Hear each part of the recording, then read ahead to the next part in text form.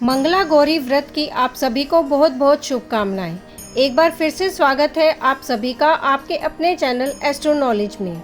आज श्रावण मास का सबसे पहला मंगलवार का दिन है और आज ही के दिन प्रथम मंगला गौरी व्रत रखा जाएगा। माता पार्वती को समर्पित ये मंगला गौरी का व्रत स्त्रियों को हर प्रकार का सौभाग्य, सुख, ऐश्वर्य और स्वास्थ्य प्रदान करता है। भगवान शिव ने स्वयं सनत कुमार को यह कथा सुनाई थी। चलिए आज के दिन हम मंगला गौरी की कथा का श्रवण करते हैं। आज की कथा आरंभ करते हैं। एक समय की बात है, एक छोटे से गांव में एक साहूकार अपनी पत्नी के साथ निवास करता था। साहूकार धनवान था और उसके घर में किसी प्रकार की भी कोई कमी नहीं थी। फिर भी वह और उसकी पत्नी संतान ना होने के कारण दुखी रहते थे। संतान की कमी उन्हें हमेशा खलती रहती थी। एक दिन की बात है, उस साहूकार के घर में साधु आए। साहूकार ने उनका आदर सत्कार किया और उन्हें अपनी समस्या के बारे में बताया। साधु ने साहूकार की पत्नी को सावन में मंगलवार को किए जाने वाले मंगला गौरी व्रत करने की सलाह दी। साथ में पूजा विधि के बारे में संपूर्ण जानकारी प्रदान की। इसके बाद साहूकार की पत्नी ने सावन माह के पहले मंगलवार से ही गौरी मंगला का पूजन व्रत रखना शुरू कर दिया। अब वह हर मंगलवार को विधि पूर्वक व्रत और पूजा पाठ करने लगी। इस प्रकार कई महीनों तक उसने यह व्रत किया। एक दिन उसकी धर्म निष्ठा से प्रसन्न होकर माता पार्वती ने भगवान शिव से साहूकार और उसकी पत्नी को संतान प्राप्ति का वरदान देने को कहा।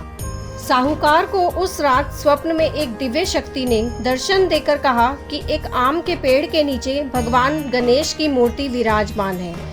तुम उस पेड़ से आम तोड़कर अपनी पत्नी को खिला देना, इससे तुम्हें संतान की प्राप्ति का सुख मिलेगा।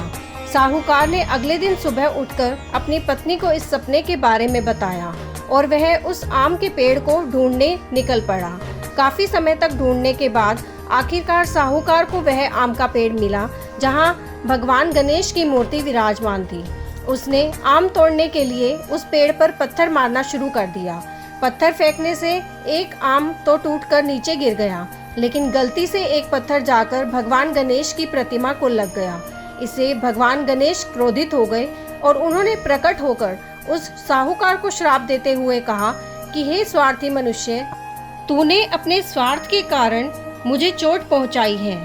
तुझे माँ पार्वती की कृपा से संतान की प्राप्ति तो होगी, लेकिन उसकी मृत्यु 21 वर्ष की आयु में ही हो जाएगी। यह सुनकर साहूकार बहुत घबरा गया और वो वापस घर चला गया।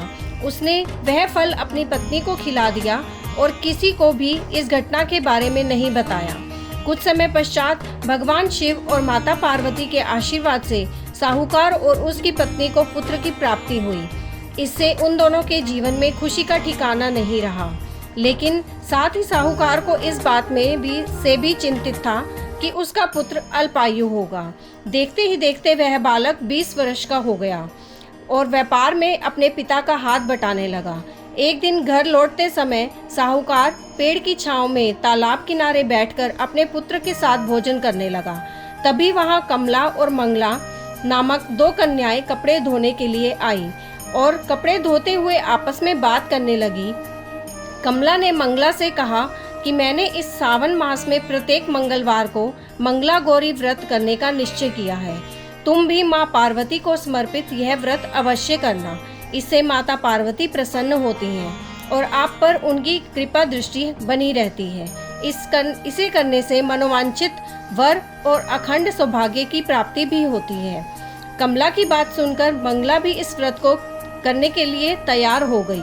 दूसरी ओर साहूकार ने दोनों कन्याओं के बीच यह पूरा संवाद सुन लिया और उसने अपने मन में यह सोचा कि यह कन्या मंगला गौरी व्रत को करती हैं, इसे अखंड सौभाग्य की प्राप्ति होगी।